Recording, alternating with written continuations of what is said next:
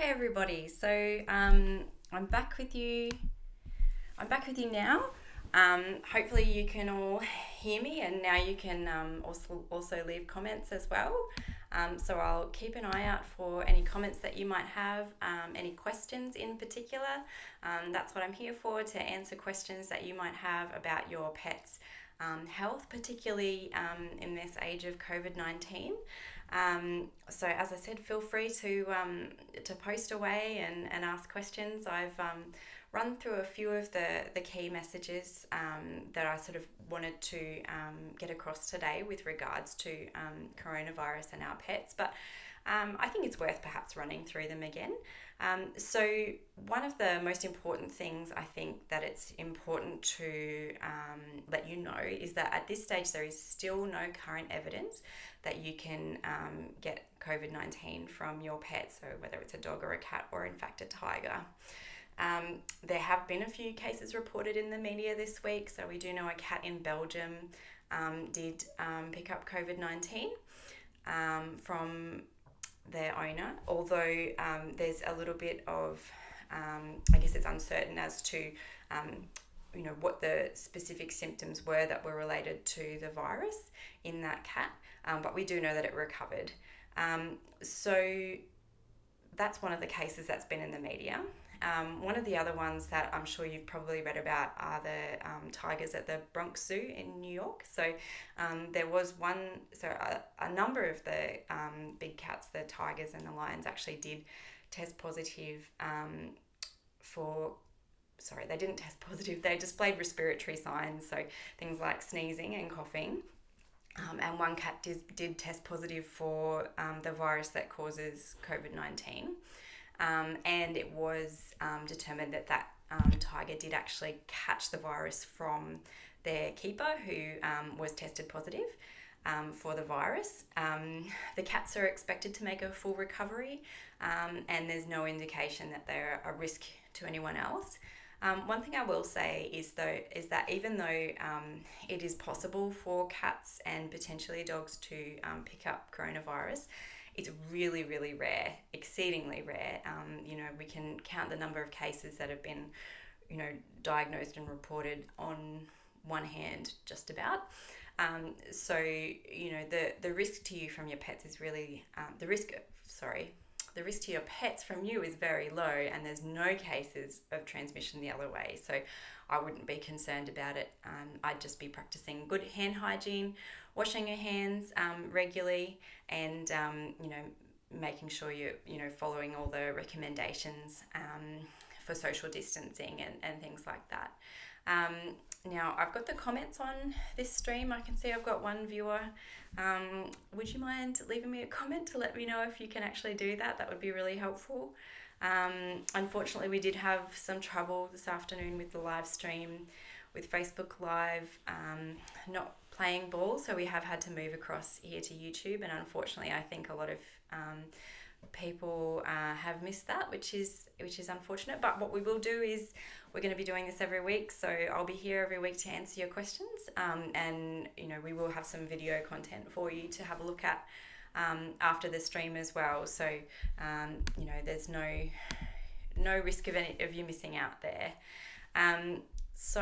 Hello. Hi, Dr. Teagan. Thanks for saying hello. I really appreciate it. Nice to know you're there. Let me know if you've got any questions about your pet and taking care of them. Scarlett says to bring back the fern. Yep, maybe I need to look at my set dressing and bring back the fern or the peace lily. So yes, if you've got any questions, please feel free to shoot them through. I'm here. I've got the camera. I've got the microphone, and we're good to go. So I guess, why don't we have a chat about what to do if your pet gets sick? Because I know that some of you might be worried about, is it safe to take my pet to the vet, or are the vets open? Will I get in trouble for taking my pet to the vet? And the answer is, vets are essential services. they're considered an essential service and they are open. If you think your pet is sick, you need to seek veterinary attention, and the way to do that is pick up the phone and call your vet. They'll be offering a service, but they may have slightly different ways of operating to reduce their risk. So if your pet's unwell, I'd encourage you to call your local vet clinic for advice. So yes, I see one of you has a question about your pug, so feel free to shoot that through to me. And hello to everyone who's joining us this afternoon. It's lovely to have you here. As I said, we'll be running these live sessions every week, potentially not from Facebook Live with the issues that we've had. So you might see us on YouTube from now on.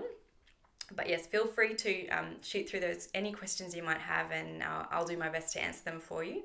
I know there was a question last week about, we were talking about how at the moment we can still walk our dogs, and I encourage everyone to do that. If it's safe for you to be outside, you're not in isolation, self-isolation due to a potential exposure to the virus, take your dog for a walk. But the question was, can we go to the dog park? And I think based on what I've read, I'd say that that's probably not allowed, even if you aren't associating directly with people, because we're only allowed to be outside for exercise. I think if your dog's exercising and you're not exercising, then technically that could be considered breaking the rules. So better to be safe than sorry, I'd say, and keep walking. So the question is, your pug's allergic to something and he always has itchy underarms and ears. He's on a single protein diet, and any other suggestions? So great question. Pugs do seem to have a higher incidence of skin allergies than some other dogs. In terms of skin allergies, there's sort of 4 broad categories that they most commonly fall into with dogs. So number 1, the most common cause is actually flea allergies. So if your dog isn't on any current flea prevention, I'd encourage you to put them on something. So there's lots of great products out there. The fast-acting oral treatments are really good. So things like NexGard, Comfortis, Bravecto, Simparica, they're really good at killing the fleas and stopping them biting. As well as the flea allergies, probably the second most common cause of itchy skin in dogs is atopic dermatitis. So that's actually an allergy to things in the environment like dust mites, pollen, pretty much anything can cause that. Lots of dogs are allergic to particular grasses that might be out at different times of year. So with atopic dermatitis, it does tend to come and go seasonally. And then we do have food allergies, and so your pug is on a single protein diet. So basically the rationale behind that is that probably about 10% of dogs who are itchy that turn up to vet clinics have food allergies.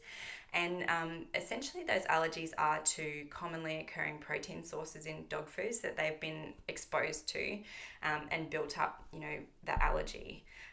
So most commonly we'd be looking at things like chicken and beef, but they can be, food allergies can be to soy, to dairy, to wheat protein, even we're seeing kangaroo a lot more in foods. Often people will put their pet on kangaroo as a single protein diet, but in some cases that can actually be what they're allergic to. So the rationale behind the single protein diet is that you're choosing one protein source that hopefully your dog hasn't been exposed to before, or at least isn't allergic to, and you're trying to eliminate other causes. So if your dog is still itchy on that single protein diet, there could be a couple of reasons. Could be that there's not a food allergy present. It could be that there is a food allergy present, but to something that is in that particular food. So maybe to the protein source. So if it is a single protein diet, that's maybe chicken or beef or fish or even potentially kangaroo or lamb, it might be worth talking to your vet about a hypoallergenic diet. So the difference between those single protein diets and hypoallergenic diets are hypoallergenic diets have had the protein source within them has been hydrolyzed. So that protein's been broken down into smaller pieces and it doesn't bind with the receptors on the allergy cells anymore. So vets in clinics will usually use a hypoallergenic diet as a trial. So say for 6 to 8 weeks with no other foods added in. And if after 6 to 8 weeks on a hypoallergenic diet, your dog's skin condition has improved, we can probably say there's a food allergy and start, reintroducing ingredients and seeing, which ones trigger the allergy. If the symptoms haven't improved, we can say, okay, it's probably not a food allergy. Let's look at some of the other potential causes. So that's what I would suggest. In the meantime, other suggestions to ease the itchiness. A big thing is protecting that skin barrier. So making sure your dog has enough omega fatty acids in their diet. So things like fish oil can help with that. Certainly there are supplements for dogs that have the fish oil in them with the omega fatty acids. And they can be very helpful. And you can also look at, there are some foods, some special therapeutic veterinary foods that your vet can recommend that can also help just to support that skin barrier and really reduce itchiness. I personally have a staffy who has sensitive skin, and he is sort of on the mild end, and I know when I feed him a diet that's high in those omega fatty acids, he doesn't have symptoms. So definitely something worth trying. If you're looking for a non-therapeutic veterinary option, you could also just look at your general skin support diet. So most of the good quality science brands, so things like Hill's Science Diet, ProPlan, Royal Canin, they will all have a specific diet designed to help support the skin barrier and reduce itching. So Sam asks, can I catch COVID from patting someone's dog? That's a good question. I think I did mention it earlier in the stream, but for the benefit of those who've joined us since, we know that while the virus does survive very well on hard surfaces like steel or plastic, it doesn't seem to survive well on porous surfaces, so like, for instance, dog hair or cat hair. So theoretically, yes, that potential for what's called fomite transmission is there, but I would definitely recommend, just stick to your basic hand hygiene, so washing your hands, particularly, before you eat or before you touch your face and after you pat your pet, and I think your risk is pretty low. There's no evidence that you can catch COVID-19 from your pets, and it's exceedingly rare that they can catch it from you. So I would be just practicing good hygiene and social distancing practices that we've been coached in by the experts. So great question. So I think definitely with the pug, have a chat with your vet about the hypoallergenic diet, because if you've been on the kangaroo for months and there's been no improvement, that says to me it's either not a food allergy or potentially your pug's extra sensitive and there's something in that diet that they're reacting to. And yes, started giving the fish oil, so that's great, and I hope you see an improvement. You can always reach out to us if you want to chat more about your dog's skin allergies. We're available at petcircle.com.au/askourvet, so ASK-A-VET. We're always happy to help where we can, because certainly we know that skin problems and food allergies are, they're a common source of frustration and stress for pet owners. We hate seeing our pets itchy, and it's good to be able to do something to help their symptoms. So yeah, lovely to answer your question today. And anyone else that's there that has any questions about your pet, don't be shy, feel free to shoot them through. Always happy to answer them for you. I know that a lot of people might be spending more time with their pets and perhaps noticing changes in their behaviour or things that they didn't realise their pets did while they were out at work during the day. So Tanya has a question: what do you recommend for eye goop and tear stains in a white poodle? So again, we do see tear staining on dogs with white hair, particularly smaller breeds commonly. And what is actually happening in that case is that there's a pigment in the tears themselves. They're called porphyrins, and basically they leave a sort of brownish reddish stain on the white fur. So the first thing to do is just to make sure there's no underlying eye issue that's causing excess teariness or goopiness. So poodles can develop a few eye conditions, particularly one called dry eye. So that's where the eye doesn't produce tears normally. So sometimes you can see that as sort of goopy, gunky eyes. Sometimes with allergies as well, or infections or things caught in the eye, you can see increased tear production. Sometimes with blocked tear ducts as well.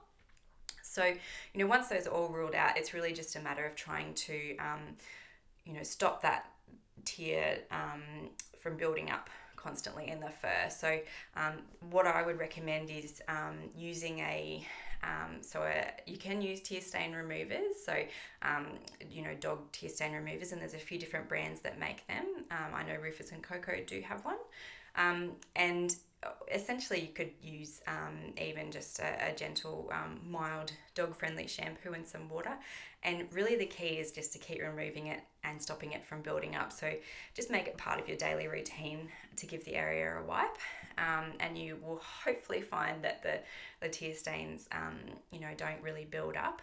And same with the goopiness. I know that it can get a bit hard and crusty, and you can get some irritation in the areas underneath where the tears do accumulate. So if you're noticing a lot of gunk, particularly if it's out more one eye than the other, or your dog appears to be holding their eyes shut or rubbing at them, or if it's a sudden thing, if it's a new thing, probably best just to check up with the vet first, so they can check that the tear production's normal, there's no sign of infection or blocked tear ducts, or they can do all those tests pretty easily. And as I said, I think just regular removal is the key for reducing the staining, and that stain is a natural thing that's just caused by porphyrins that are commonly occurring in tears, and also in saliva in some dogs too. So that's why you might notice that some dogs get staining if they lick their white paws or other white areas. So great question, Tanya, and hopefully that's answered it for you. If anyone else does have any questions, feel free to shoot them through. That's what I'm here for.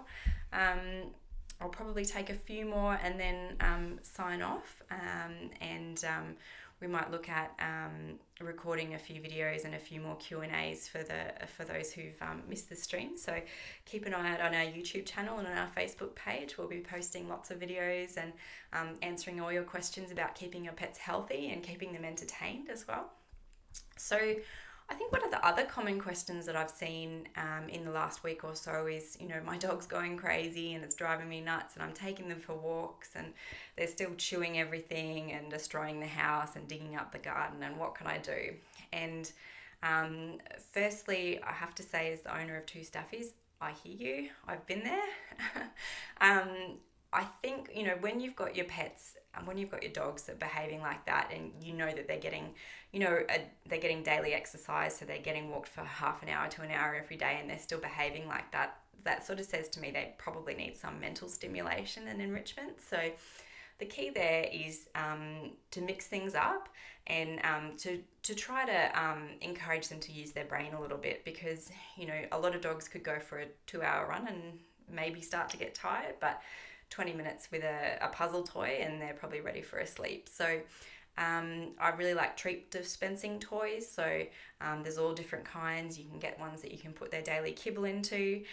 They roll them around and eat the kibble, and it takes them a while to get their food. So that can be one really good strategy. I also really love Kongs, so particularly the Kong Extreme. Kong Extreme is basically, it's a normal Kong, but it's extra tough rubber, so great for those dogs that destroy everything. And you can put lots of things in a Kong, so treats, you can put in a smear of peanut butter or Vegemite, you can even freeze stock or wet food inside the Kong in summer and give it to your pet to try to get out. And so I'd have a few of those different toys on hand, and just rotate through them every day, and give your pet a new challenge and a new a new adventure every day, something different to challenge them. If you can, when you're walking them, maybe change it up a little bit, walk to a different area, let them sniff another dog's wee males, as I like to call them. So it's just basically about trying to engage them mentally, and there's other things you can do as well. So you can do treasure hunts with their food, so you can sort of scatter it around the backyard and let them find the food or the treats, use their nose. Dogs have an incredible sense of smell. Scarlett says, my beagle hates having his nails clipped and it needs to be done again this weekend. Any tips? Yes, Scarlett, that's a common one. I would have to say it's about trying to get them used to having it done. So really, it can be quite challenging to a dog to have someone pick up their paw, touch their feet. So what I would suggest is to start with just getting your dog used to having their feet touched. So, just working with them and, if you can get them to teach them how to shake and perhaps just have them comfortable with you holding their paw, and then gradually work up to trimming those nails. If it's really difficult, you can try walking them on a hard surface, so walking them on the pavement or the road, provided it's not too hot, and that can help to naturally wear down the nails. You could even try, instead of using clippers, you could try using like a nail file or an emery board as well. That's another potential way to get on top of nails, particularly sharp ones in dogs that really hate having them cut. Thanks for joining me today, everyone. I know there've been some technical difficulties, and I really appreciate you sticking with me through those. Just to summarise as well, for those of you who might have missed it, I think it's really important to remember that there's no evidence that you can get COVID-19 from your pets, and even though we've heard cases in the media this week of pets and tigers catching COVID-19 from humans, their cases are exceedingly rare. So, and in all those cases, those pets have been in close contact with someone who has the virus. So you keep yourself healthy and well and practice good hygiene practices. I think the risk to both you and your pet is really low. I'd also say that if your vet is sick, if your vet's sick, if your pet's sick, do call your local vet clinic and ask them their advice. They're still open, and they're there for pets that need attention. So definitely call ahead first. And the other thing I would say is it's important to remember that in this really trying time for a lot of us, our pets can be a really great source of emotional support. So, spend that extra time with your pet, playing in the backyard or having a cuddle or a pat. There's so many studies to show the benefits that can have for you as a pet owner and for your pet as well. So it can help to relieve feelings of loneliness and isolation, and sort of just, brighten your day a little bit, be something positive in the day. So I'll sign off now. Thanks again to all those who joined and asked questions, and please stay safe and have a lovely Easter weekend, and I'll be back next week to answer more of your questions. Thank you, everybody, and I'll see you then.